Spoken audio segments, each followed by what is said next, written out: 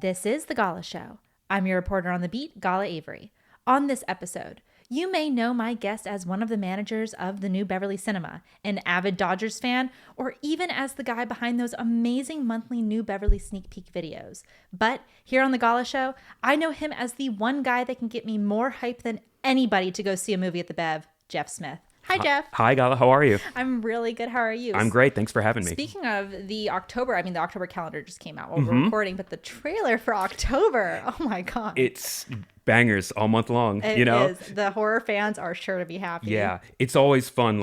It's always a little bit of a challenge, but October was fun to cut because you at least have somewhat of a guiding theme to kind of help you along. Like, okay, it's October, horror, scary stuff. That's at least a good kind of jumping off point for, the kind of clips you're going to use and, the tone you're trying to set. But it was a great one. Thank you. I appreciate it. October at the month is all, one might say the most anticipated month of the entire calendar year. I for sure know it is. October always brings the goods, and this year's no exception. So no, we're all pretty pumped. I can't wait to be in the theater. Right on.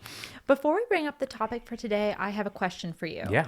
You and I have chatted a little bit about seeing movies in theaters as opposed to at home and why the crowd is so important. I definitely have my own favorite movie memories, but to be honest, a lot of them revolve around just seeing things on TV with my dad. So I have to ask you, what was your favorite movie-going experience and what made that experience so memorable for you? Man, favorite movie-going experience. It's hard to say, and like I said, you can have a great experience anywhere. Like you said, I've had tons of memorable experiences just, watching stuff at home, either with family or friends or that sort of thing. But I don't know, if I were to hone in on one... again, I think there's a lot of examples I could give, but just off the top of my head, the New Beverly. I'm not just drinking the Kool-Aid. I was a super fan even before I started working there. But one of if not my favorite New Beverly movie going experiences was when we played Purple Rain. It was I believe we played it a number of times, but it was for the first time, I believe, since Prince had passed in 2016, maybe a few months later. So the real fans probably came out. Completely. And there was just kind of an electricity in the auditorium that I'd never really felt before. Everyone was just really dialed in. By the end, obviously, you get all that great music. The music throughout, obviously, but I'm trying to remember the order, the back-to-back. You get Purple Rain, I Would Die For You, and then, Baby, I'm a Star. And people, not in a forced performative sort of way. Everyone kind of genuinely started, you could feel clapping, stomping their feet, singing along, that sort of thing. Excited. Wow. And it was just, like I said, not in a performative way. It was all very genuine. And, you left floating out of the theater, Wow. As if you had attended the greatest concert, of your entire life. And in a way you had, and I was just oh my God. And I do have, Purple Rain on, Blu-ray at home and something like that, but it's almost the sort of thing. I don't know how often I'm going to be popping it in at home, just because that high of seeing that in the theater in the crowd is something that's kind of tough to, be replicated. So that's almost kind of a big screen only enthusiastic crowd exclusive experience for me. Yeah, you need the crowd for that. The feet stomping, the singing along. I love that. Yeah, and it's just man, oh man. Again, it just felt like you were. I've unfortunately never got the chance to see him live in person, but that environment, you almost feel like you just had the front row seat to the greatest Prince concert of your entire life, Man, so I wish I could have been there. Yeah, no. Here's the thing. I feel like we play it every now and then. I wouldn't be surprised if it comes up again. And because I've seen it twice there. That was the first time I saw it there, and the time I saw it, later, it was maybe a year or two later, a 4-track mag print, and it was a very. I was like, was that just kind of a lightning in a bottle sort of thing? But I'm happy to report when I saw it a second time, it was very similar to that first experience. So yeah. How do you think the 4-track mag affected it? Do you think it was better? It sounded incrable. Because for me, 4-track mag is too loud. A little too loud. When I saw Sorcerer, I was actually holding my ears. Yeah, no, it's if it's ever gonna be a movie that is appropriate to bust that out, I feel like it would be Purple Rain. Yeah, exactly. I don't remember this. I remember it sounding great for both of them, but to be able to compare, I'm not really sure. I just know both sounded great. But again, if there's ever any level to kind of really kind of push the ceiling as far as how loud you should be going, it's during the last 15 minutes of Purple Rain. Now, as always, my guest gets to bring their topic to the mic. Jeff, Why don't you tell us what we'll be talking about today and why you decided to choose it? Sure. Well, let me see. I guess the topic involves film marketing. And more importantly, I just have a slight beef with, and this obviously doesn't apply to every movie. It's mostly just, a lot of, kind of big Hollywood studio movies lately, but it kind of involves excessive film marketing that, I'm realistic. Movies need to be marketed. You got to let people know what's out there and whatnot. But I find with a lot of movies, somewhat excessive film marketing tends to be at odds with the movie going experience. And I wish they weren't so mutually exclusive. I wish you could have one without coming at the cost of the other. So I wish that was a little more harmonious. And by that, I just mean with a lot of these movies, like let's say the latest Bond movie, for example, or The Flash, or, It's kind of really big studio movies. Yeah. So again, it doesn't apply to everything, but certain things, it's like when they have these full-fledged trailer campaigns, there's the teaser and then like 3 full-length trailers, and then even beyond that, when you get into the TV spots and the internet spots and the billboards and stuff, I find there's almost, if you've seen all that, either whether you sought it out or just kind of saw stuff passively, I almost feel like there's very little left on the bone, so to speak, for when you're actually in the theater paying to have that experience. It's like all the best lines, all the best shots, all the best everything. It's, I don't know, you get and even if the stuff in the movie is admittedly cool, because you saw so much of the the best stuff just on your phone or on your TV or whatever, I just feel like it results in a very diluted version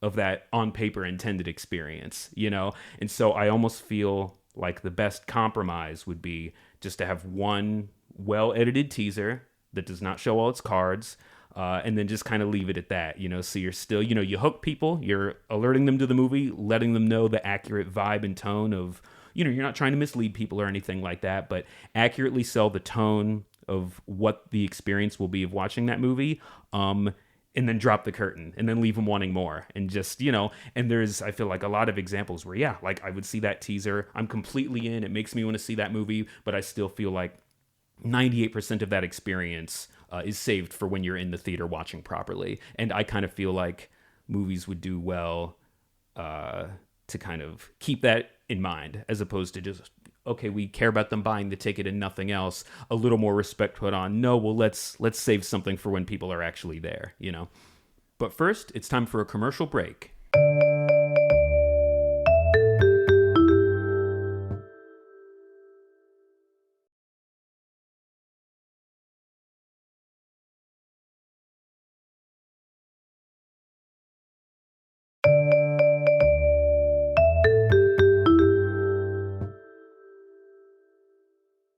And we're back.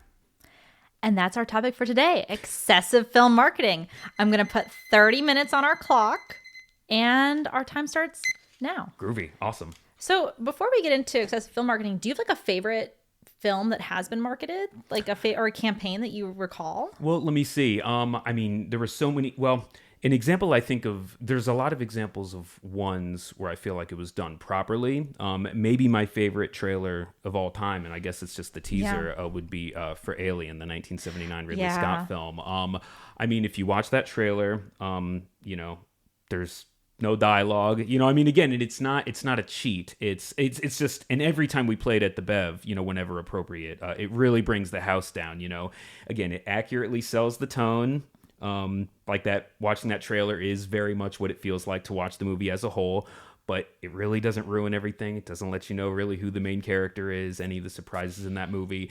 It sells the tone. You get a great tagline, always helps, in space, no one can hear you scream, and then boom, you exit, leave nothing more. And it's just, who's not completely in after watching that teaser? But again, 99% of it is still there for you when you go and see the movie. And I just feel like if Alien were to come out today, that restraint would not be there. No, and it would ruin the movie. It's true. Like, I'm sure like most of the chest burster scene would be in there. If not all. And they would, highlight, oh, okay, Sigourney Weaver's the protagonist. Yeah. And so, when she kind of, naturally emerges as the hero and the protagonist of that movie. Unexpectedly as the female protagonist. Completely.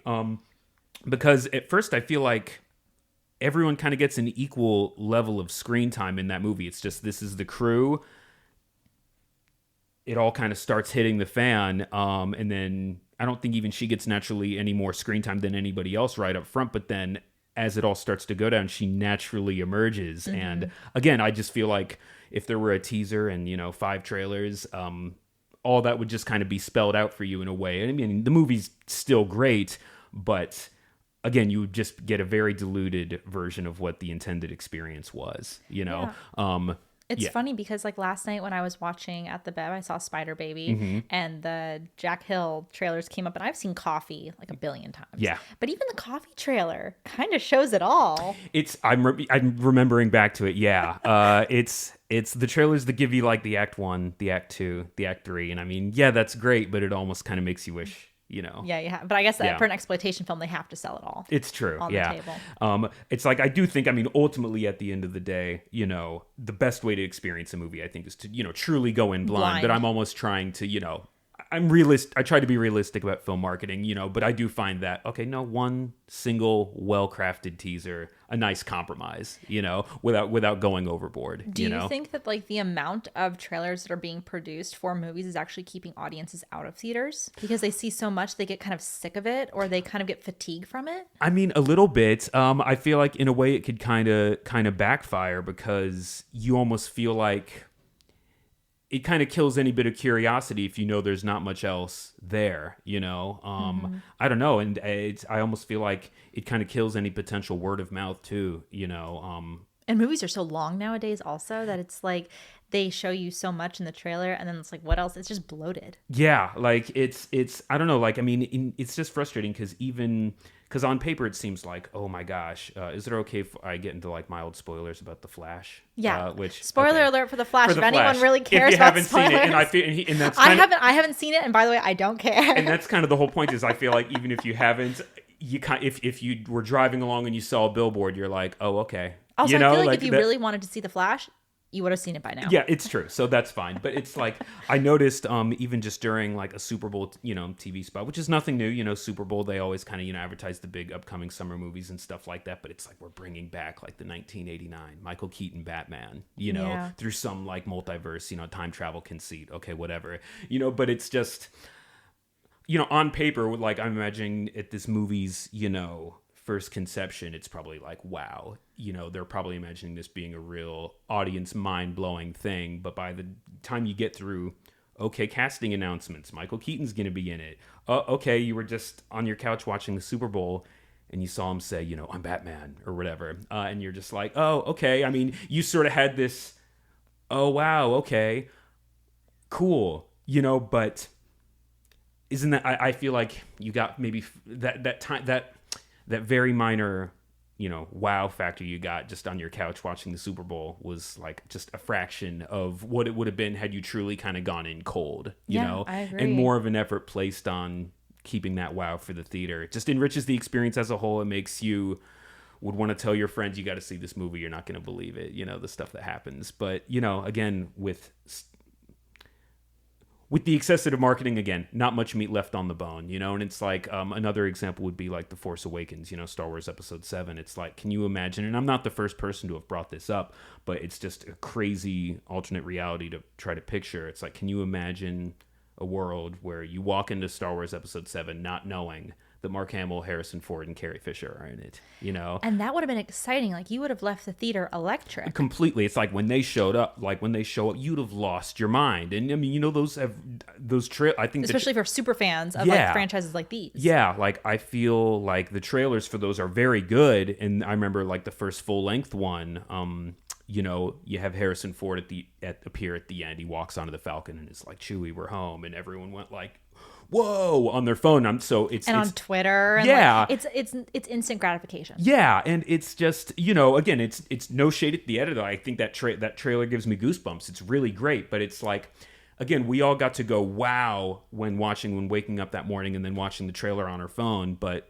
wouldn't that wow have been compounded times 1,000 if you truly didn't know? And we're watching in the theater. And it's even as simple as like, okay, even if you didn't watch the trailer, I mean, he's on the billboards everywhere, he's on the buses, he's on the billboards, it's on your Twitter, it's on your TikTok, the big standee, even as you're walking into the theater. So I feel like even if you try to be diligent and stay away from that trailer, it's like, oh, okay, Han Solo's in this. And it's just, you get a very, it's like someone pours you, I don't know, maybe this metaphor is off, but it's like a really tall, glass of Coke, but then they fill like 90% of it with water. It's just like, oh, I mean, you're still getting Coke. You get, cool, yay. But it's not that it's written as a big reveal. It's shot as like a big reveal, but it doesn't play out like the on paper reveal, because it's now something, instead of being revealed, it's now something that we're expecting, and it's just, and to me, it's a shame, and that's another example. I think that first Force Awakens teaser is just,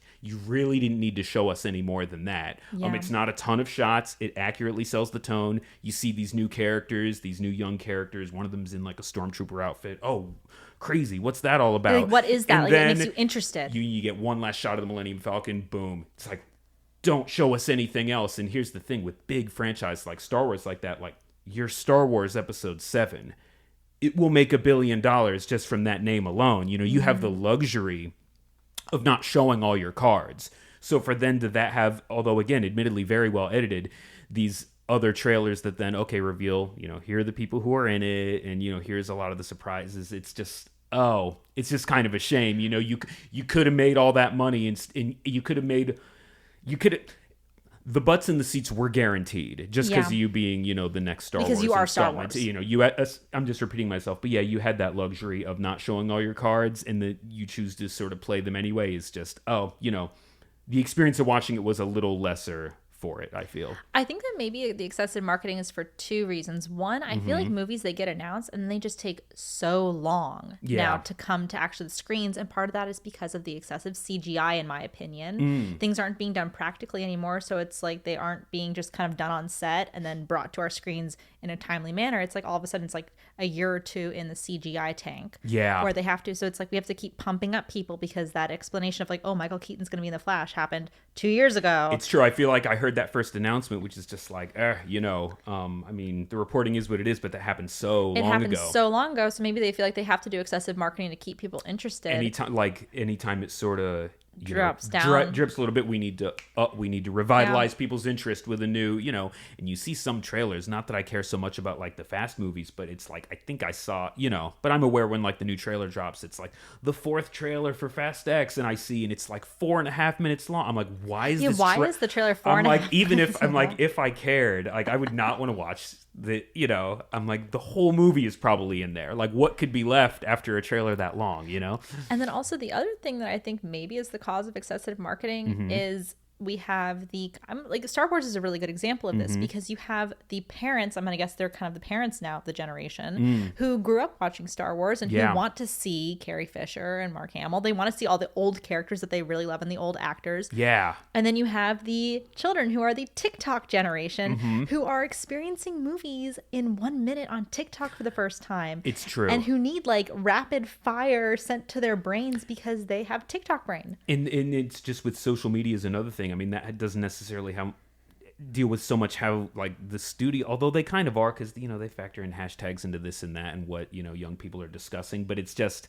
with overeager discussion on social media, I feel like that is because everyone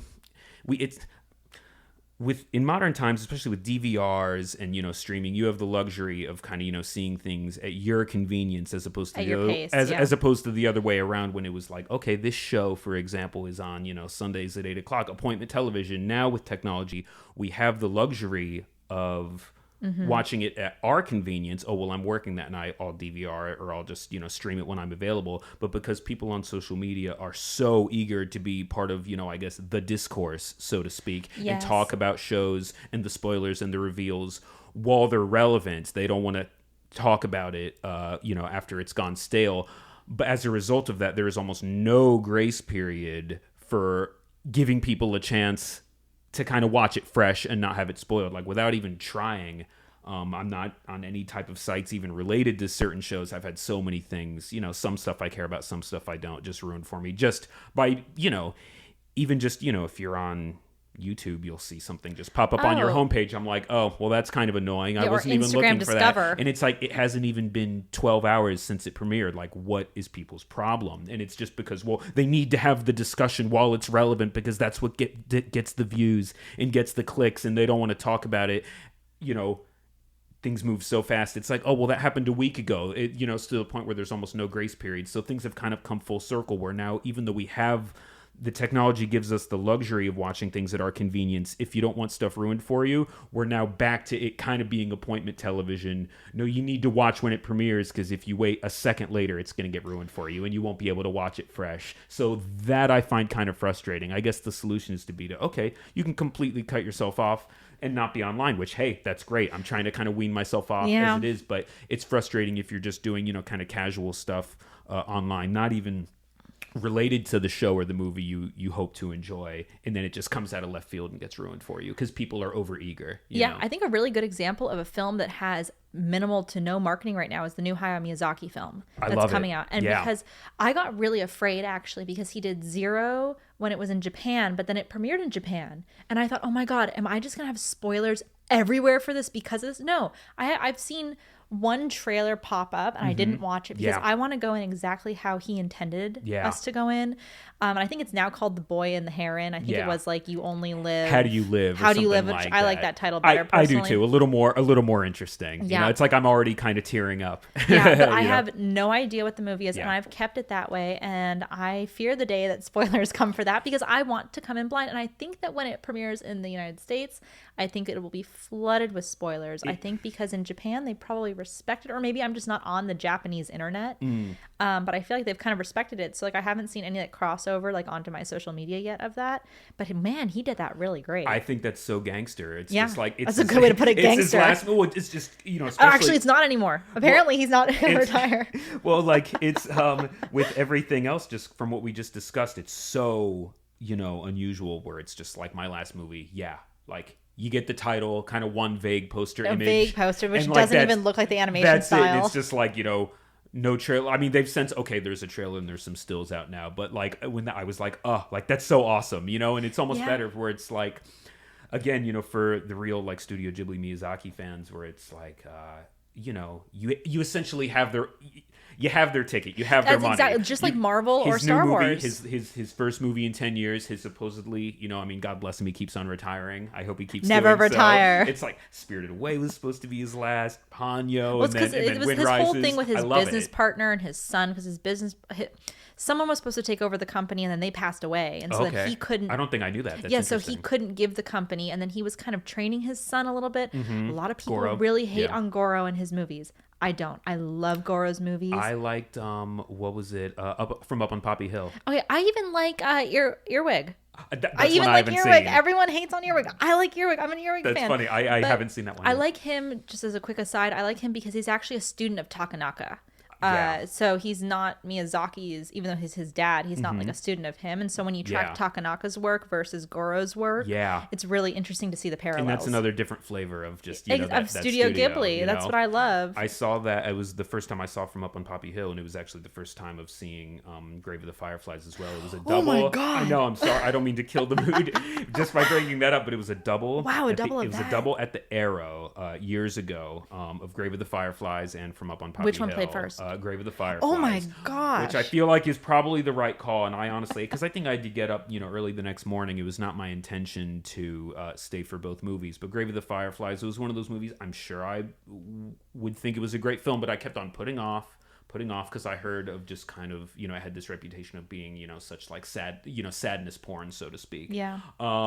And just being like, man, you know, you really just gotta, you know, it's tough to find yourself to be in the mood to have, you know, your whole day ruined. And so, but you know, it was playing at a theater I loved when I was free. It was on my watch list. I was like, no, let's be brave and pull the trigger. I'm doing it tonight, you know. And then, you know, I have to get up early. I'll only stay for the first film, you know. And I would have been, I guess, a little more self-conscious about, you know, sobbing openly, you know, in a theater of like 200 people or whatever. If literally everyone else in the room wasn't also, I mean, audible, you know, you just, blah, you know, everyone was losing it. And it wasn't just crying. It was like, it felt like, you know, hot pokers were being stuck in your eyes. It was like, I hadn't sobbed that like hard and openly in a very long time. It's and cathartic. Again, I'd be a little more completely, and again, would have been a little more self-conscious about it if, you know, literally everyone else around me wasn't having the same experience. And again, the plan was to go home. I was like, well, I need something to kind of bring me back up, you know, something a little lighter, a little fluffier, you know,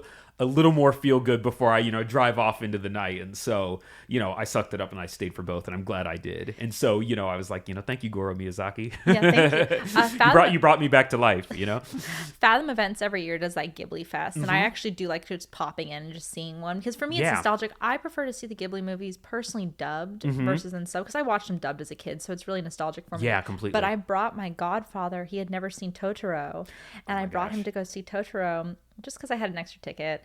And he went and he just cried like the entire time. And Totoro, I had never thought of it as sad. It's really sad. It has, it's the weird thing with Totoro. Like completely. It's both, because it's obviously such a delightful and happy movie, but there's this kind of, well, the sickness with the mother. This undercurrent, just kind of running, just this strand of sadness kind of running just beneath the surface. That all this joy, is going to come to an end. And even though, and then the sister gets lost, and even though things work out, it's just sort of like that reminder that in life things could easily go the other way. And it's just like, no, like you said it as, it's thought of on the surface as this very happy movie. And, yes, that's accurate, but there is that also that level to it. I think a lot of his movies are sad. Like Kiki's Delivery Service, the whole point of that movie is it's okay to be sad. Oh my God. Like Kiki's Delivery, it's great at any age, but man, I think I rewatched it when, the last time we played it at the Bev, we played it in the dub, and it's just like that movie hits you so hard as an adult too, like that is a real movie, extremely relatable, Do you have a favorite Ghibli?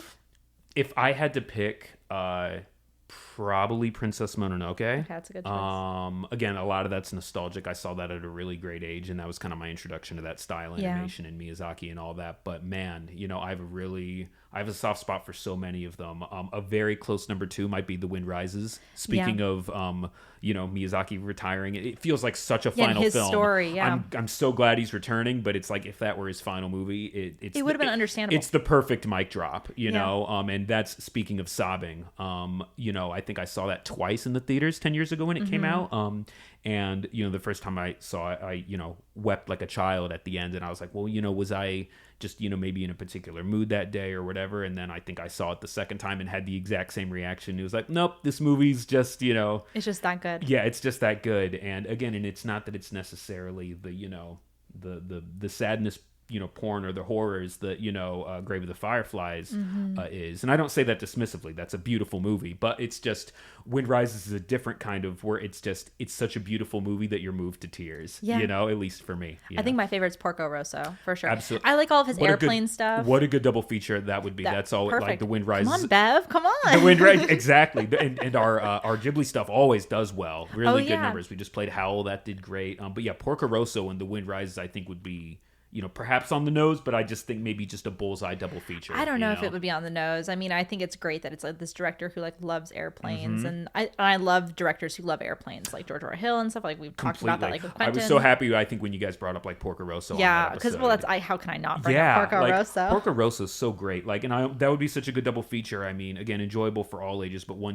geared maybe a little more towards young, and then here's his kind of adult version of. And I'm also like, not to sound pretentious, but my favorite version of Porco Rosso is the French dub. That actually is the best one. Yeah, and I forget what hipped me to it, but I think Miyazaki himself had like highly recommended that. I think and then he did. When I found out that Jean Reno, the actor from Leon the Professional, that he was Porco, I was like, that is such bullseye voice casting. It's just, he is the character is him.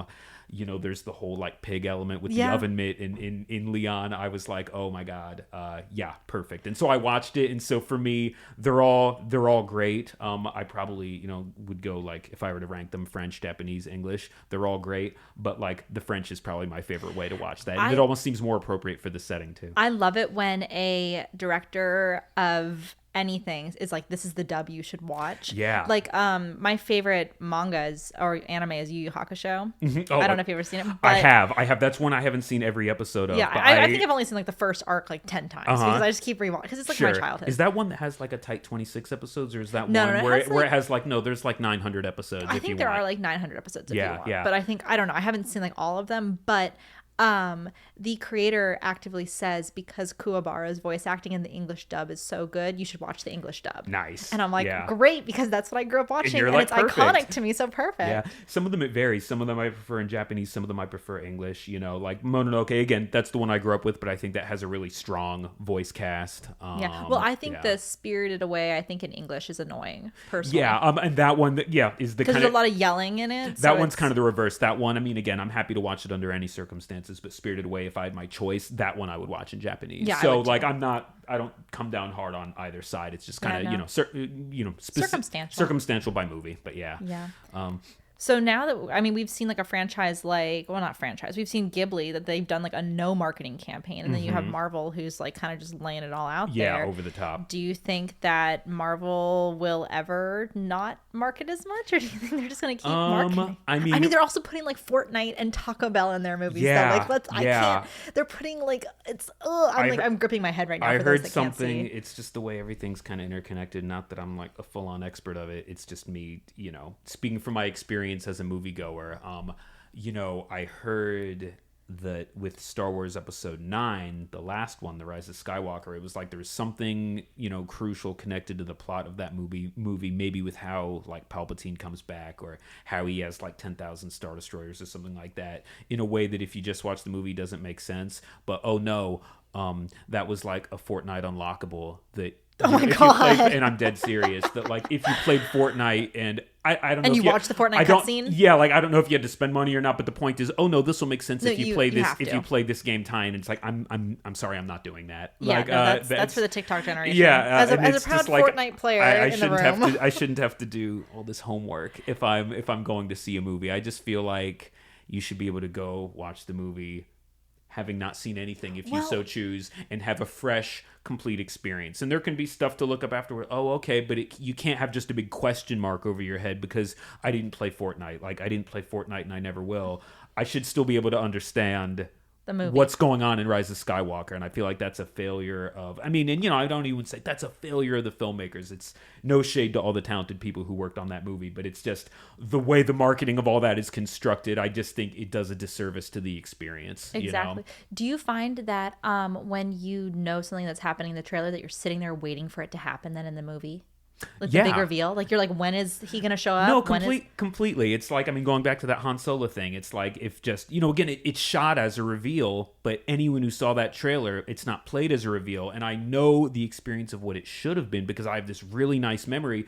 My sister, she is, not, and she's all the better for it. She's not really on film Twitter at all, so to speak. And she's a big Star Wars fan. I grew up with, watching it with her and that sort of thing. And so we all saw, Force Awakens together over the holidays. And, she's a little more, again, she doesn't really watch trailers. She doesn't really engage with any of that, as much as I do. She's just a fan. And so she's just a fan. And so she's getting a fresher experience. So the point is those images were not burned in her brain going into it as much as they were mine. And so as a result of that, I'm sitting next to her watching The Force Awakens and, Carrie Fisher shows up, Princess Leia. And my sister gasps, she... and it's just like, and so I wish that could have been me. Yeah, and it's like, I wish that could have been me. Like, I knew she was in the movie. I don't know. Maybe my sister had heard about it, but had since forgotten it, or, and she certainly hadn't poured over the trailers or anything like that. And so she shows up and my sister gasps, and I'm like, see, but I feel like she's the minority. I feel like she's the 2% of the people, my sister being one of them, got to have that. Big all moment. of us got to go, yay, but it wasn't anything we didn't see coming, because we knew she was going to be in it. So no, completely. So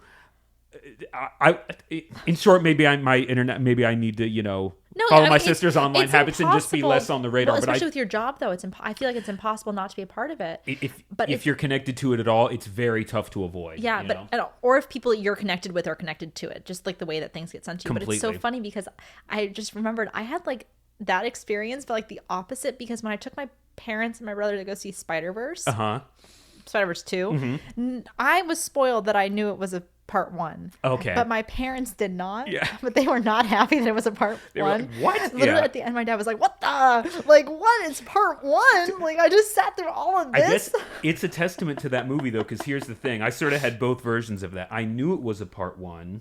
going into it, but then I was so absorbed in the movie, and Yeah. it's a testament to how great that movie is that about maybe 2/3 of the way through, I legitimately forgot until sort of just as the movie was wrapping up. I was like, it's not a short movie; it had been going on, and I was like, "There's a lot of big stuff happening for all this to kind of be like wrapped up anytime soon." Oh, it's a part one, isn't it? And so I had known that the movie had absorbed me enough that I forgot. And then I re-remembered, so it all kind of went full circle. But ideally, I can see why your group would have been, and when I went to go see frustrated. Fast 10 or Fast X or whatever, I didn't know it was a part one. I just went into the movie blind, and I was like, what is going on here? How are they going to wrap all this up? And then it's like part one, and it's like, I don't know if you've seen the movie. I haven't. I tapped out after 8, but yeah. Fast 10's almost. Feel free to spoil it. If you had seen it in theaters, it's almost worth it. There's like this crazy scene where it's like CGI, and they go like from the kid's head like into the engine. Is it when he's driving down the dam and it's exploding and it goes into the car? Which, by the way, is the last shot of the movie. And really? And did they show it in the trailer? That's something, again, that's one of those. They must have, because you haven't seen it. I haven't poured over all those trailers. I wouldn't be surprised if they did, but that's one I saw just through, again, the discourse. I saw that scene on, Twitter without even me seeking it out. So I know exactly the shot you mean, but when you're making the trailers for the Bev, because I assume that you have to be really careful not to give away too many spoilers for movies, but you have to get people interested that have seen the movies and people that have interest that haven't seen the movies. That's a good point. I mean, it's a tricky line to walk because, I mean, we're repertory, it's not like we're playing,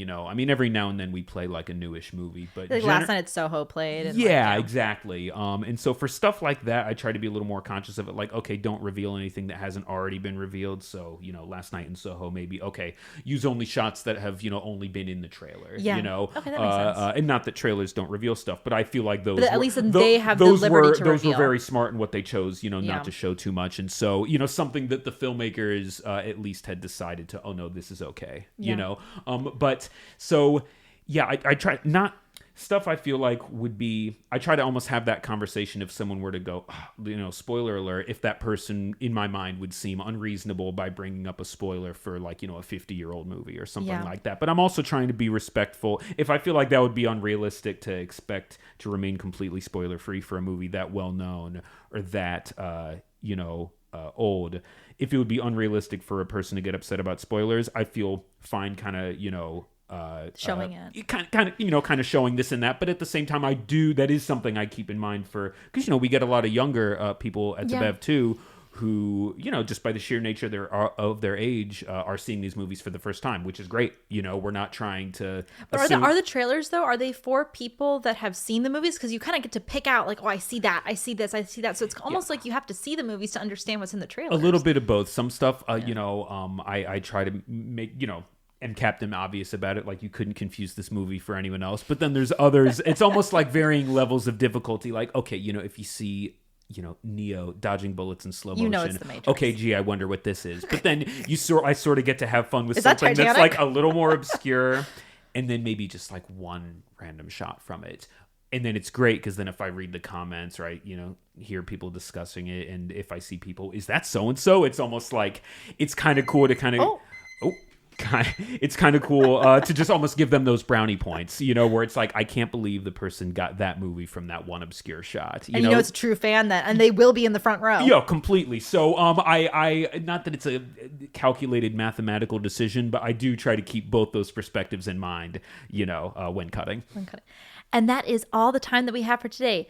Jeff, is there any final thought that you would like to leave with the listeners? Yeah, I guess just to wrap it up regarding, the excessive film marketing thing, it's like, especially as I get older, you're really trying to keep that, inner child of you alive that, finds the movie-going experience magical, and some of the like, again, imagine if you went into Star Wars not knowing that Han Solo was in it, the new one. It's like that's the kind of high like that my sister got to experience that I just described. That's the kind of high I'm trying to capture and live in when I'm going to the movies, especially nowadays. And so I wish the marketing people would try to show a little more respect for that experience when rolling out what they do, in the interest of preserving a little bit of that movie magic. Kind of the idea of sometimes less is more, and kind of quality over quantity. And again, I would say perfect examples for what I'm talking about. Watch the teaser for The Force Awakens, the teaser for Inception, The Shining, The Thing, Alien. And if you just show no more than that, I feel like that's the perfect compromise to market the movie while still respecting the movie-going experience. That's it for today. Thank you so much to Jeff for coming on the show. If you don't already follow Jeff on his Instagram and Twitter at Jeff Smith here, I would say do so, because seeing the monthly Bev sneak peeks is one of the highlights of my month, honestly, because I love seeing how he edits all the clips together with the music, and it really gets me hyped to see some stuff old and new to me. I'm Gala Avery, and this has been The Gala Show.